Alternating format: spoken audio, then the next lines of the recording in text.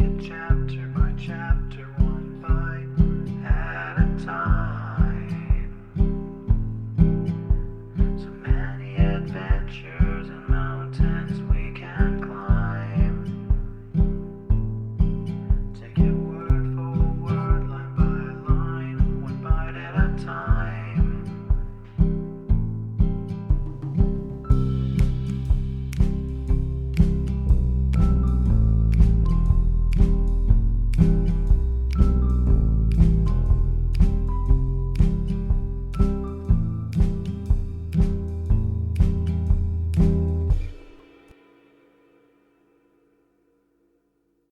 Welcome to Bite at a Time Books, where we read you your favorite classics one bite at a time. My name is Bree Carlile, and I love to read, and wanted to share my passion with listeners like you. If you want to know what's coming next and vote on upcoming books, sign up for our newsletter at biteatatimebooks.com. You'll also find our new t-shirts in the shop, including podcast shirts and quote shirts from your favorite classic novels. Be sure to follow my show on your favorite podcast platform so you get all the new episodes. You can find most of our links in the show notes. But also our website, biteatatimebooks.com, includes all of the links for our show, including to our Patreon to support the show, and YouTube, where we have special behind the narration of the episodes. We're part of the Bite at a Time Books Productions Network. If you'd also like to hear what inspired your favorite classic authors to write their novels, and what was going on in the world at the time, check out the Bite at a Time Books Behind the Story podcast, wherever you listen to podcasts. Please note, while we try to keep the text as close to the original as possible, some words have been changed to honor the marginalized communities who've identified the words as harmful, and to stay in alignment with Bite at a Time Books' brand values. Today we'll be continuing Joe's Boys by Louisa May Alcott. Chapter 7. The Lion and the Lamb. When the boys were gone, a lull fell upon Plumfield, and the family scattered to various places for brief outings, as August had come and all felt the need of change. The professor took Mrs. Joe to the mountains. The Lawrences were at the seashore, and there Meg's family and the Bear boys took turns to visit. Someone must always be at home to keep things in order. Mrs. Meg, with Daisy, was in office when the events occurred which we are about to relate. Rob and Ted were just up from Rocky Nook, and Nan was passing a week with her friend as the only relaxation she allowed herself. Demi was off on a run with Tom, so Rob was man of the house, with old Silas as general overseer. The sea air seemed to have gone to Ted's head, for he was unusually freakish, and led his gentle aunt and poor Rob a life of it with his pranks. Ock, too, was worn out with the wild rides he took, and Don openly rebelled when ordered to leap and show off his accomplishments, while the girls at college were both amused and worried by the ghosts who haunted the grounds at night. The unearthly melodies that disturbed their studious hours, and the hairbreadth escapes of this restless boy by flood and field and fire. Something happened at length which effectually sobered Ted, and made a lasting impression on both the boys. For sudden danger and haunting fear turned the lion into a lamb, and the lamb into a lion as far as courage went. On the 1st of September, the boys never forgot the date. After a pleasant tramp and good luck with their fishing, their brothers were lounging in the barn, for Daisy had company and the lads kept out of the way. "I'll tell you what it is, Bobby, that dog is sick. He won't play nor eat nor drink and acts queerly. Dan will kill us if anything happens to him," said Ted, looking at Don, who lay near his kennel resting a moment after one of the restless wanderings which kept him vibrating between the door of Dan's room and the shady corner of the yard, where his master had settled him with an old cap to guard till he came back. "It's the hot weather, perhaps, but I sometimes think he's pining for Dan. Dogs do, you know, and the poor fellow's been low in his mind ever since the boys went. Maybe something has happened to Dan. Don howled last night and can't rest. I've heard of such things," answered Rob thoughtfully. "Pooh, he can't know. He's cross. I'll stir him up and take him for a run. Always makes me feel better. Hi, boy, wake up and be jolly." And Ted snapped his fingers at the dog, who only looked at him with grim indifference. Better let him alone. If he isn't right tomorrow, we'll take him to Dr. Watkins and see what he says." And Rob went on watching the swallows as he lay in the hay polishing up some Latin verses he had made. The spirit of perversity entered into Ted, and merely because he was told not to tease Don, he went on doing it, pretending that it was for the dog's good. Don took no heed of his pats, commands, reproaches, or insults, till Ted's patience gave out, and seeing a convenient switch nearby, he could not resist the temptation to conquer the great hound by force, since gentleness failed to win obedience. He had the wisdom to chain Don up first, for a blow from any hand but his master's made him savage, and Ted had more than once tried the experiment, as the dog remembered. This indignity roused Don, and he sat up with a growl. Rob heard it, and seeing Ted raise the switch, ran to interfere, exclaiming, "Don't touch him, Dan forbade it. Leave the poor thing in peace, I won't allow it." Rob seldom commanded, but when he did, Master Ted had to give in. His temper was up, and Rob's masterful tone made it impossible to resist one cut at the rebellious dog before he submitted. Only a single blow, but it was a costly one, for as it fell, the dog sprang at Ted with a snarl, and Rob, rushing between the two, felt the sharp teeth pierce his leg. A word made Don let go and drop remorsefully at Rob's feet, for he loved him and was evidently sorry to have hurt his friend by mistake. With a forgiving pat, Rob left him, to limp to the barn, followed by Ted, whose wrath was changed to shame and sorrow when he saw the red drops on Rob's sock and the little wounds in his leg. "I'm awfully sorry. Why did you get in the way? Here, wash it up and I'll get a rag to tie on it," he said quickly, filling a sponge with water and pulling out a very demoralized handkerchief. Rob usually made light of his own mishaps and was over ready to forgive if others were to blame, but now he sat quite still, looking at the purple marks with such a strange expression on his white face, that Ted was troubled, though he added with a laugh, "Why, you're not afraid of a little dig like that, are you, Bobby?" "I'm afraid of hydrophobia, but if Don is mad, I'd rather be the one to have it," answered Rob with a smile and a shiver. At that dreadful word, Ted turned whiter than his brother, and dropping sponge and handkerchief, stared at him with a frightened face, whispering in a tone of despair, "Oh, Rob, don't say it. What shall we do? What shall we do?" "Call Nan, she will know. Don't scare Auntie or tell a soul but Nan. She's on the back piazza. Get her out here as quick as you can. I'll wash it till she comes. Maybe it's nothing. Don't look so staggered, Ted. I only thought it might be, as Don is queer." Rob tried to speak bravely, but Ted's long legs felt strangely weak as he hurried away, and it was lucky he met no one, for his face would have betrayed him. Nan was swinging luxuriously in a hammock, amusing herself with a lively treatise on croup, when an agitated boy suddenly clutched her, whispering as he nearly pulled her overboard, "Come to Rob in the barn. Don's mad and he's bitten him and we don't know what to do. It's all my fault. No one must know. Oh, do be quick." Nan was on her feet at once, startled but with her wits about her, and both were off without more words as they dodged round the house where unconscious Daisy chatted with her friends in the parlor, and Aunt Meg peacefully took her afternoon nap upstairs. Rob was braced up, and was as calm and steady as ever when they found him in the harness room, whither he had wisely retired to escape observation. The story was soon told, and after a look at Don, now in his kennel, sad and surly, Nan said slowly, with her eye on the full water pan, "Rob, there's one thing to do for the sake of safety, and it must be done at once. We can't wait to see if Don is sick, or to go for a doctor. I can do it, and I will, but it is very painful, and I hate to hurt you, dear." A most unprofessional quiver got into Nan's voice as she spoke, and her keen eyes dimmed as she looked at the two anxious young faces turned so confidingly to her for help. "I know. Burn it. Well, do it, please. I can bear it. But Ted better go away," said Rob, with a firm setting of his lips and a nod at his afflicted brother. "I won't stir. I can stand it if he can. Only it ought to be me," cried Ted with a desperate effort not to cry. So full of grief and fear and shame was he that it seemed as if he couldn't bear it like a man. "He'd better stay and help. Do him good," answered Nan sternly, because her heart was faint within her, knowing as she did all that might be in store for both poor boys. "Keep quiet. I'll be back in a minute," she added, going towards the house while her quick mind hastily planned what was best to be done.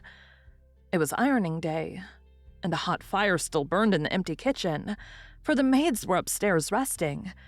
Nan put a slender poker to heat, and as she sat waiting for it, covered her face with her hands, asking help in this sudden need for strength, courage, and wisdom. For there was no one else to call upon, and young as she was, she knew what was to be done if she only had the nerve to do it.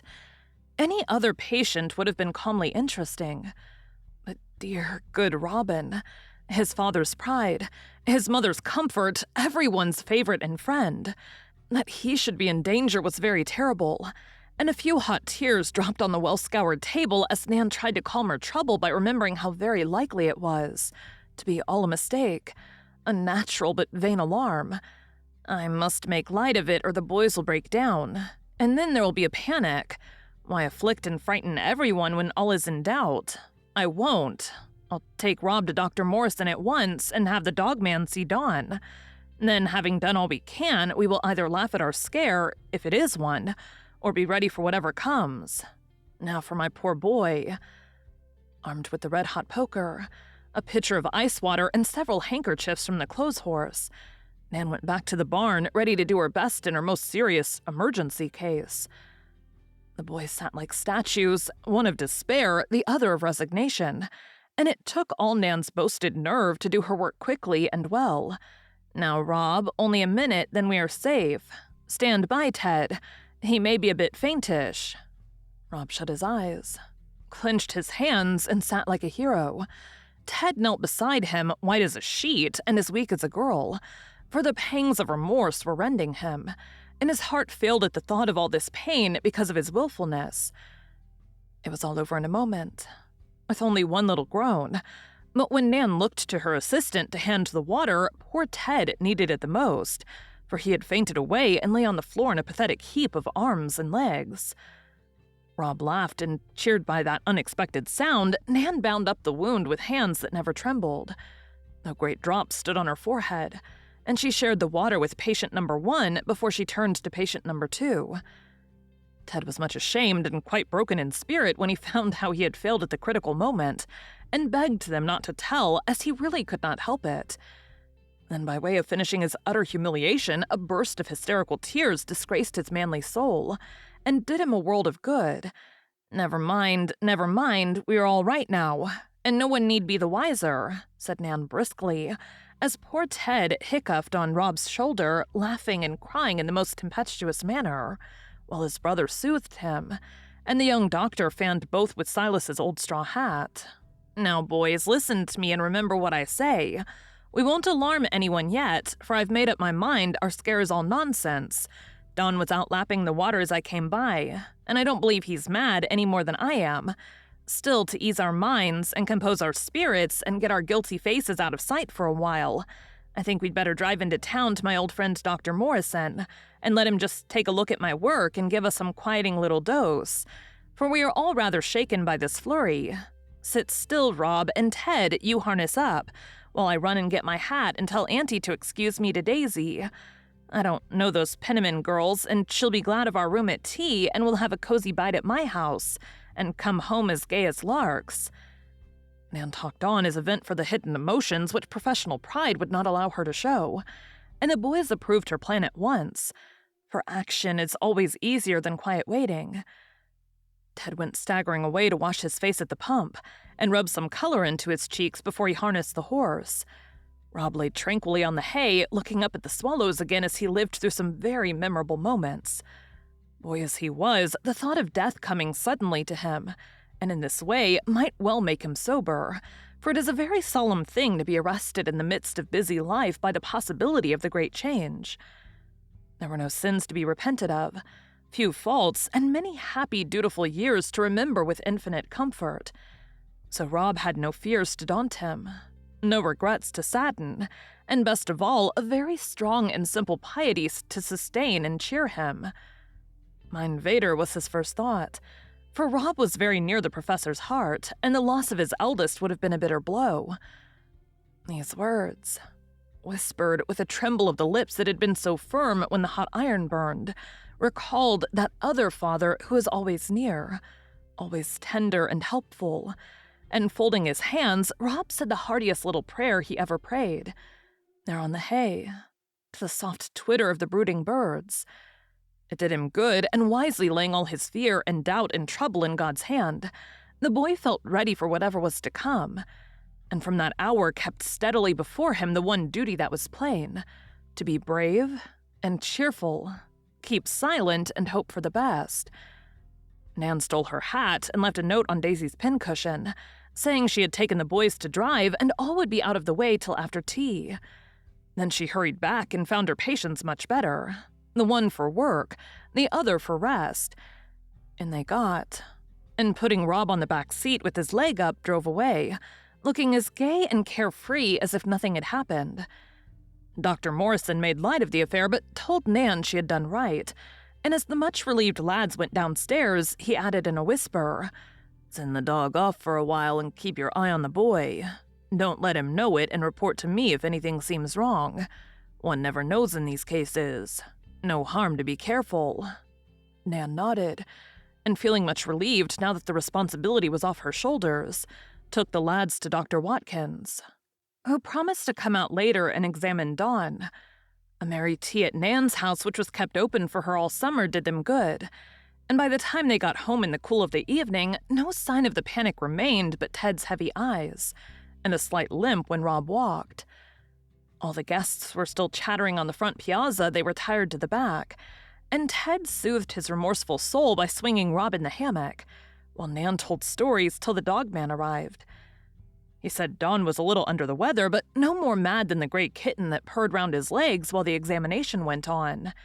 "He wants his master and feels the heat. Fed too well, perhaps. I'll keep him a few weeks and send him home all right," said Dr. Watkins, as Dawn laid his great head in his hand and kept his intelligent eyes on his face, evidently feeling that this man understood his trials and knew what to do for him. So Dawn departed without a murmur, and our three conspirators took counsel together how to spare the family all anxiety and give Rob the rest his leg demanded. Fortunately, he always spent many hours in his little study, so he could lie on the sofa with a book in his hand as long as he liked, without exciting any remark. Being of a quiet temperament, he did not worry himself or Nan with useless fears, but believed what was told him and, dismissing all dark possibilities, went cheerfully on his way, soon recovering from the shock of what he called our scare. But excitable Ted was harder to manage, and it took all Nan's wit and wisdom to keep him from betraying the secret, for it was the best to say nothing and spare all discussion of the subject for Rob's sake. Ted's remorse preyed upon him, and having no mum to confide in, he was very miserable. By day, he devoted himself to Rob, waiting on him, talking to him, gazing anxiously at him, and worrying the good fellow very much, though he wouldn't own it since Ted found comfort in it. But at night, when all was quiet, Ted's lively imagination and heavy heart got the better of him and kept him awake, or set him walking in his sleep.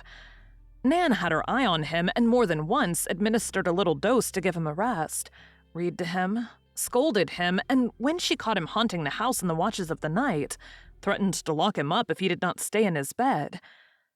This wore off after a while, but a change came over the freakish boy, and everyone observed it, even before his mother returned to ask what they had done to quench the lion's spirits. He was gay, but not so heedless, and often when the old willfulness beset him, he would check it sharply, look at Rob and give up, or stalk away to have his sulk out alone. He no longer made fun of his brother's old-fashioned ways and bookish tastes, but treated him with a new and very marked respect which touched and pleased modest Rob, and much amazed all observers. It seemed as if he felt that he owed him reparation for the foolish act that might have cost him his life, and love being stronger than will, Ted forgot his pride and paid his debt like an honest boy. "I don't understand it," said Mrs. Joe after a week of home life, much impressed by the good behavior of her younger son. "Ted is such a saint, I'm afraid we're going to lose him. Is it Meg's sweet influence, or Daisy's fine cooking, or the pellets I catch Nan giving him on the sly? Some witchcraft has been at work during my absence, and this will-o'-the-wisp is so amiable, quiet, and obedient, I don't know him. He is growing up, heart's dearest, and being a precocious plant, he begins to bloom early. I also see a change in my Robchen. He is more manly and serious than ever, and is seldom far from me, as if his love for the old papa was growing with his growth. Our boys will often surprise us in this way, Joe, and we can only rejoice over them and leave them to become what God pleases." As the professor spoke, his eyes rested proudly on the brothers, who came walking up the steps together, Ted's arm over Rob's shoulder as he listened attentively to some geological remarks Rob was making on a stone he held. Usually, Ted made fun of such tastes, and loved to lay boulders in the student's path, put brickbats under his pillow, gravel in his shoes, or send parcels of dirt by express to Prof. R.M. Bear.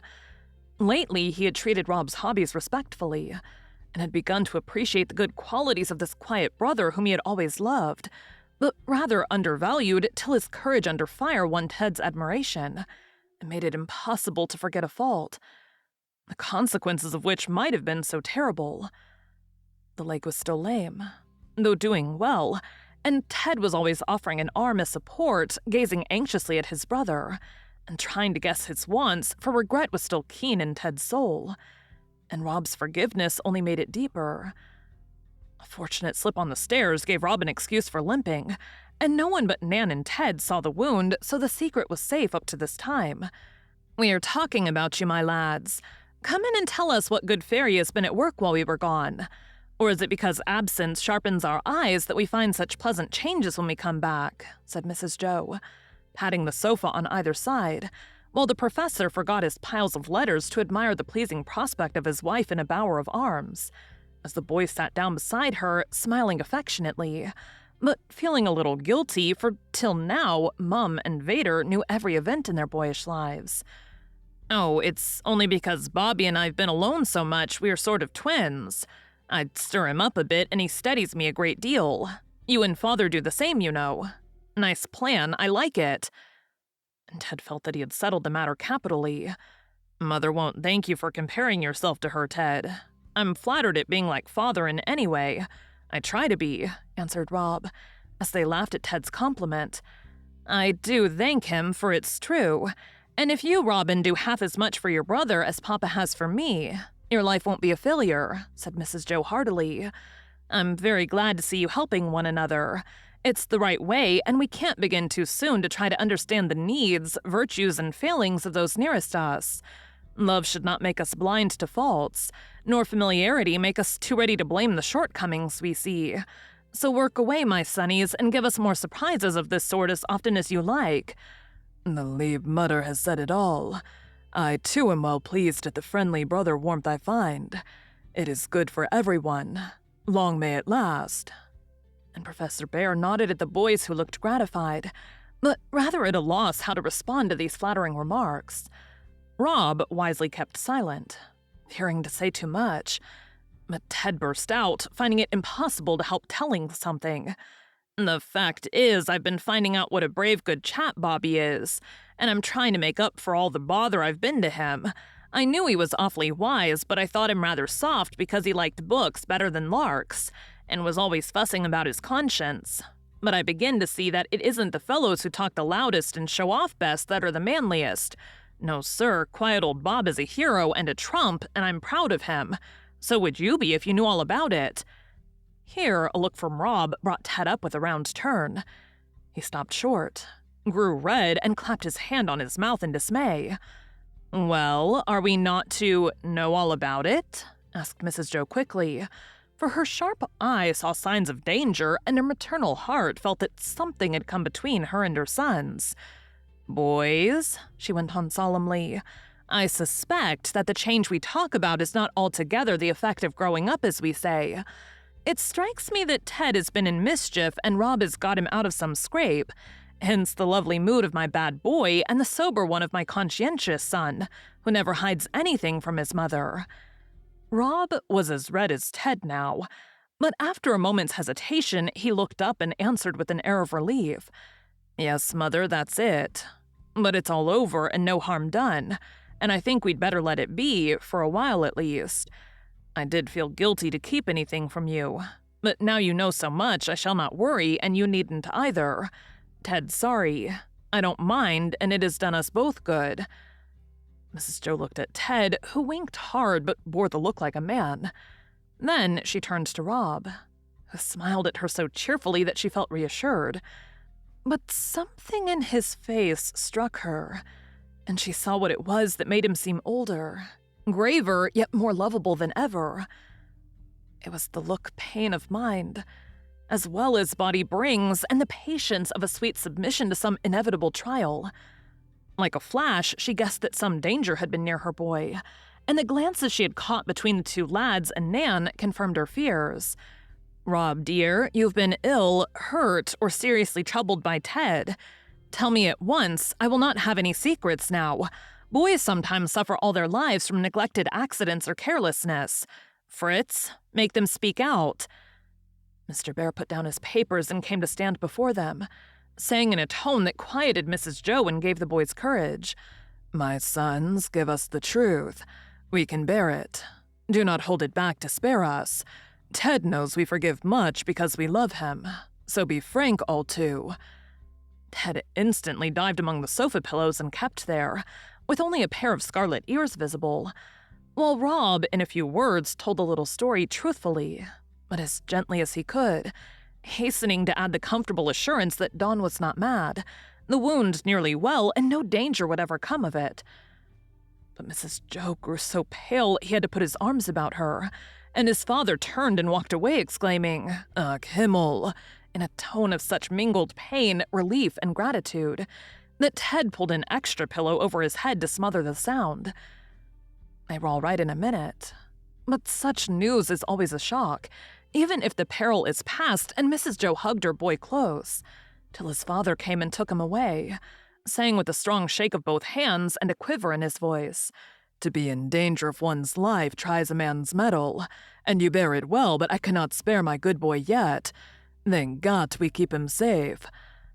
A smothered sound between a choke and a groan came from under the pillows, and the writhing of Ted's long legs so plainly expressed despair that his mother relented towards him, and burrowing till she found a tousled yellow head, pulled it out and smoothed it, exclaiming with an irrepressible laugh, though her cheeks were wet with tears, "Come and be forgiven, poor sinner. I know you've suffered enough, and I won't say a word, only if harm had come to Rob, you would have made me more miserable than yourself. Oh, Teddy, Teddy, do try to cure that willful spirit of yours before it is too late." "Oh, Mum, I do try. I never can forget this.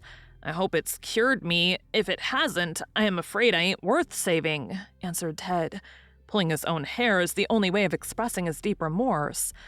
"Yes, you are, my dear. I felt just so at 15 when Amy was nearly drowned, and Marmee helped me as I'll help you. Come to me, Teddy, when the evil one gets hold of you, and together we'll rout him. Oh, me, I've had many a tussle with that old Apollyon, and often got worsted, but not always. Come under my shield, and we'll fight till we win." No one spoke for a minute as Ted and his mother laughed and cried in one handkerchief, and Rob stood with his father's arm round him, so happy that all was told and forgiven, though never to be forgotten. For such experiences do one good and knit hearts that love more closely together. Presently, Ted rose straight up and, going to his father, said bravely and humbly, "I ought to be punished. Please do it. But first, say you forgive me as Rob does." "Always that, mine son. 70 times 7 it needs be, else I am not worthy the name you give me. The punishment has come. I can give no greater. Let it not be in vain. It will not, with the help of the Mother and the All-Father.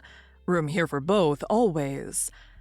The good professor opened his arms and embraced his boys like a true German, not ashamed to express by gesture or by word the fatherly emotions an American would have compressed into a slap on the shoulder and a brief "all right." Mrs. Joe sat and enjoyed the prospect like a romantic soul as she was, and then they had a quiet talk together, saying freely all that was in their hearts, and finding much comfort in the confidence which comes when love casts out fear. It was agreed that nothing be said except to Nan, who was to be thanked and rewarded for her courage, discretion, and fidelity.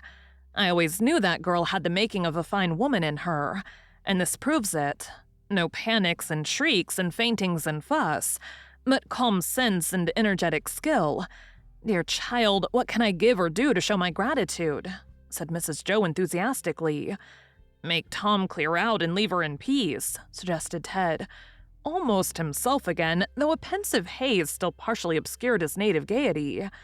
Yes, do. He frets her like a mosquito. She forbade him to come out here while she stayed and packed him off with Demi. I like old Tom, but he's a regular noodle about Nan, added Rob as he went away to help his father with the accumulated letters. I'll do it, said Mrs. Joe decidedly. That girl's career shall not be hampered by a foolish boy's fancy. In a moment of weariness, she may give in, and then it's all over. Wise women have done so and regretted it all their lives.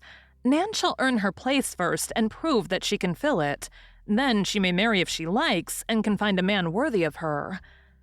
But Mrs. Joe's help was not needed, for love and gratitude can work miracles. And when youth, beauty, accident, and photography are added, success is sure, as was proved in the case of the unsuspecting but too susceptible Thomas. Thank you for joining Bite at a Time Books today, while we read a bite of one of your favorite classics. Again, my name is Bree Carlile, and I hope you come back tomorrow for the next bite of Joe's Boys. Don't forget to sign up for our newsletter at biteatatimebooks.com and check out the shop. You can check out the show notes or our website, biteatatimebooks.com, for the rest of the links for our show. We'd love to hear from you on social media as well.